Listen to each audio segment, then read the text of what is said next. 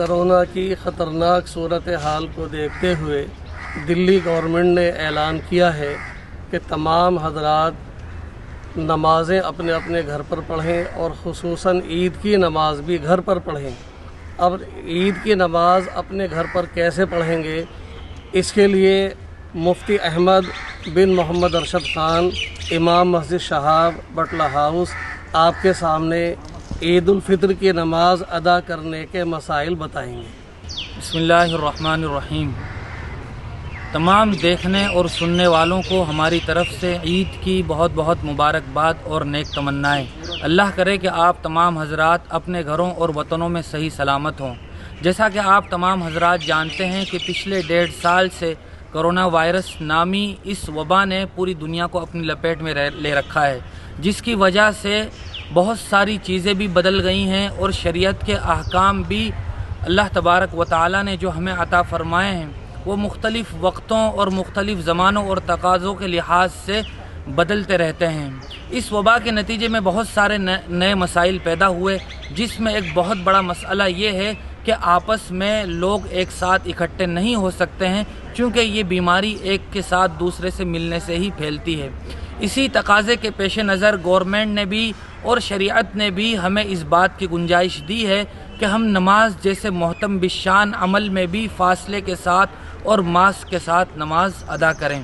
عید کا وقت بہت قریب ہے۔ تمام تر دنیا بھر کے مسلمان عید کے دن اپنے وطنوں میں بہت ہی شوق کے ساتھ نمازیں ادا کرتے ہیں، لیکن چونکہ عید کی نماز میں بہت زیادہ لوگوں کی بھیڑ ہوتی ہے، جس سے اس کی وجہ سے بہت شدید اندیشہ ہے کہ یہ بیماری کہیں پھیل نہ جائے۔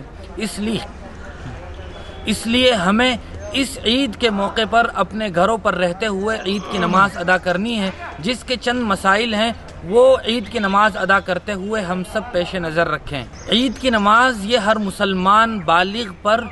واجب ہے۔ عید کی نماز کے وہی کچھ شرائط اور قوانین ہیں جو جمعہ کی نماز کے ہیں، صرف ایک بات کا فرق ہے، وہ یہ کہ عید کی نماز کے لیے جو خطبہ دیا جاتا ہے وہ نماز کے بعد دیا جاتا ہے، اور جمعہ کے لیے جو خطبہ دیا جاتا ہے وہ جمعہ کی نماز سے پہلے دیا جاتا ہے۔ جمعہ کی نماز کے صحیح ہونے کے لیے جمعہ کا خطبہ وہ شرط ہے، اگر کوئی خطبہ نہیں دے گا تو نماز بھی نہیں ہوگی، لیکن عید کے لیے عید کی نماز کے بعد جو خطبہ دیا جاتا ہے وہ سنت ہے، وہ اگر نہ بھی دیا جائے تب بھی نماز درست ہو جائے گی۔ اور ہر اس آدمی پر عید کی نماز واجب ہے جس پر جمعہ کی نماز فرض ہے۔ شہروں میں، بڑی بستیوں میں، جن دیہاتوں میں جمعہ ہوتا ہے انہی تمام تر لوگوں پر بھی عید کی نماز فرض ہے۔ جن بستیوں میں، جن علاقوں میں جمعہ کی نماز نہیں ہوتی ان لوگوں پر عید کی نماز بھی واجب نہیں ہے۔ دوسری ایک اہم بات عید کی نماز کے تعلق سے یہ ہے کہ چونکہ گھروں پر نمازیں پڑھی جائیں گی تو بہت سارے لوگ ایسے ہو سکتے ہیں جو عید کی نماز کا طریقہ نہ جانتے ہوں، ان کے لیے عرض یہ ہے کہ ہم 2 رکعت نماز واجب عید الفطر کی نیت باندھیں گے، اور سب سے پہلے ہم نیت باندھنے کے بعد ثنا پڑھیں گے، ثنا کے بعد ہم 3 تکبیریں کہیں گے جو اللہ اکبر کہی جاتی ہے، اس کے بعد سورہ فاتحہ اور سورت ملائی جائے گی اور پہلی رکعت مکمل کر لیں گے۔ دوسری رکعت میں پہلے سورہ فاتحہ پڑھی جائے گی، اس کے بعد سورت ملائی جائے گی، اس کے بعد پھر 3 مرتبہ تکبیر کہی جائے گی اور چوتھی تکبیر کہہ کر رکوع میں چلے جائیں گے، اور بقیہ پوری نماز اسی طرح مکمل کر لی جائے گی۔ دوسری ایک بات خطبے سے متعلق ہے، اگر کسی آدمی کو خطبہ یاد ہو تو وہ بغیر دیکھے بھی پڑھ سکتا ہے اور دیکھ کر بھی پڑھ سکتا ہے، اور جو خطبہ عید کے لیے پڑھا جاتا ہے جس میں تکبیر تشریق کہی جاتی ہے اللہ اکبر لا الہ الا اللہ اکبر وللہ الحمد، اس تسبیح کے ساتھ بھی خطبہ پڑھا جا سکتا ہے۔ پہلے خطبے میں یہ تسبیح 9 مرتبہ پڑھی جاتی ہے اور دوسرے خطبے میں خطبہ شروع کرتے ہوئے 7 مرتبہ پڑھی جاتی ہے۔ لیکن اگر کوئی آدمی اس خطبے کو بھی نہ پڑھ سکتا ہو تو وہ پہلے خطبے کی جگہ سورہ فاتحہ پڑھ لے اور دوسرے خطبے کی جگہ سورہ اخلاص پڑھ لے، تب بھی اس کا خطبہ درست ہو جائے گا اور عید کی نماز مکمل ہو جائے گی۔